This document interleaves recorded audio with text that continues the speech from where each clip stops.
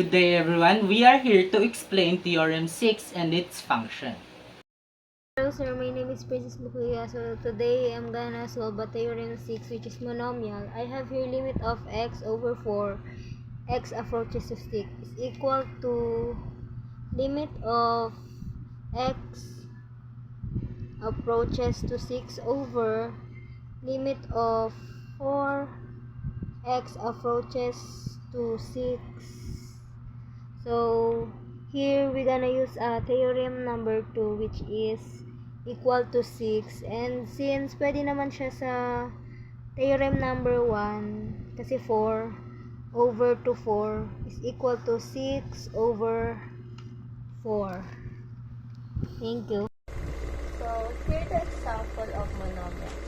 Limit x over 2 as x approaches to 5 equal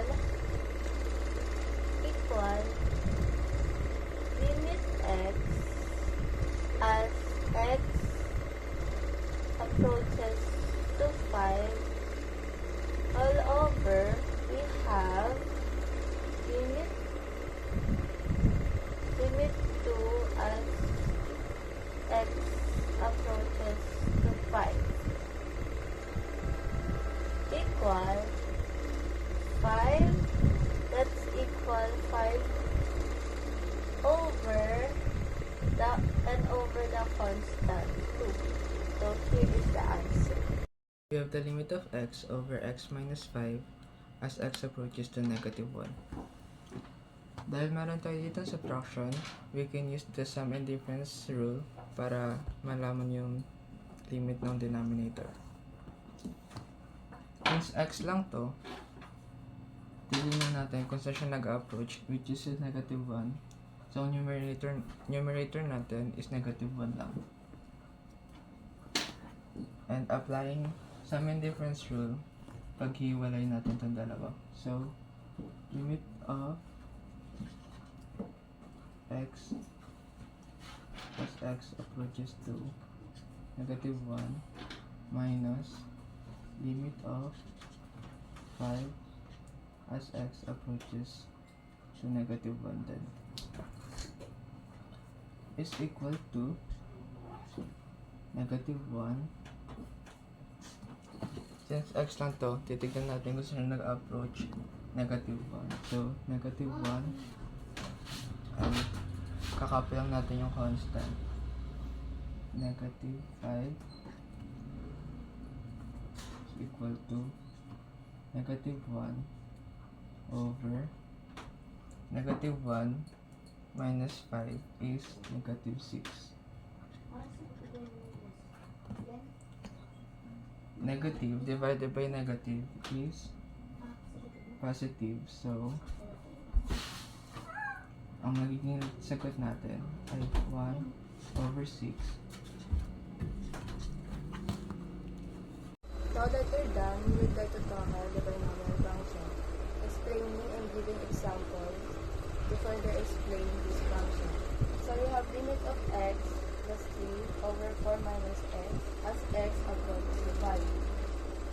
So, limit of x over x approaches to 5 plus limit of 3 as x approaches to 5.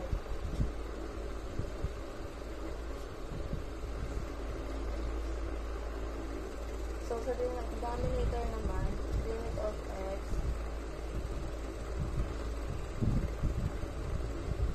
plus limit of x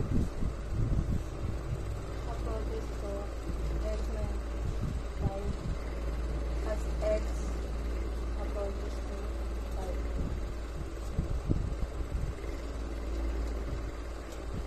So we have limit of x plus 3 over 4 minus x as x approaches to 5 equals limit of x plus limit of 3 as x approaches to 5 as x approaches to 5. Limit of 4 plus limit of x as x approaches to 5 as x approaches to 5.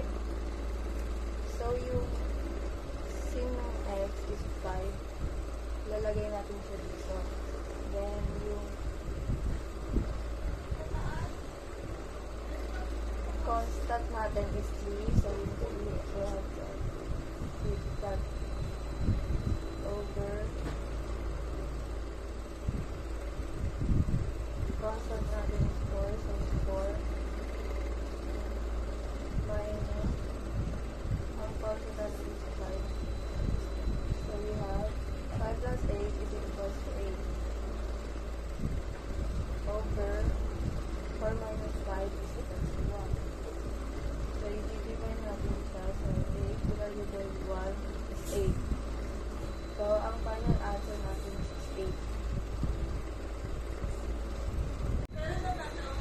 With the limit of x plus 9 over 7 negative x as x approaches to 3, first we're going to numerate it. Limit x approaches to 3 plus limit 9 x approaches to 3 over limit 7 x approaches to 3 negative minus limit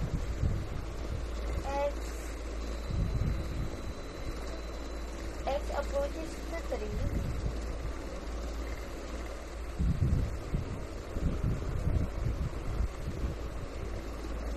limit x, the sin of the x is 3 plus limit 9 dahil constant siya over limit x approaches to 3 dahil constant rin siya, copy lang, negative ay minus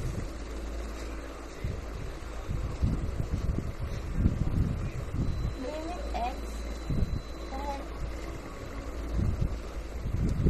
limit x approaches to 3, ibigin 3 lang siya dahil limit c niya equal 3 plus 9, 12 over 7 negative 3, 4 equals 3 positive. Now, we would like to tackle the quadratic function in Theorem 6. As you can see here, we have an example of quadratic function. Limit of 4x squared minus 8x plus 2 as x approaches to negative 3. Una muna natin gagalawin is si 4x. Ang gagawin lang natin is rewrite si limit of 4x as x approaches to negative 3 and yung exponent is nakalabas.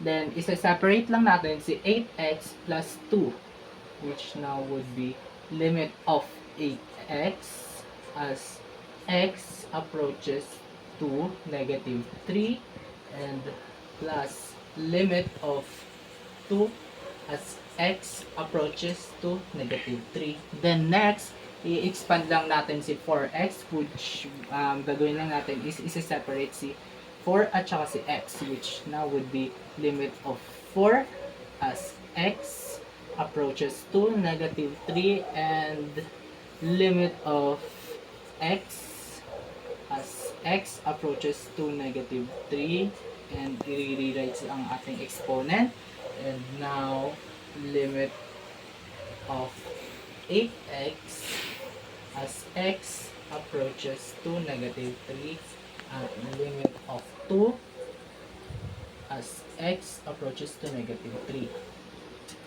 Next, before moving on to solving, una natin gagawin is identify ang theorem na gagamitin natin. Dito sa limit of 4 as x approaches to negative 3, we would be using theorem 1.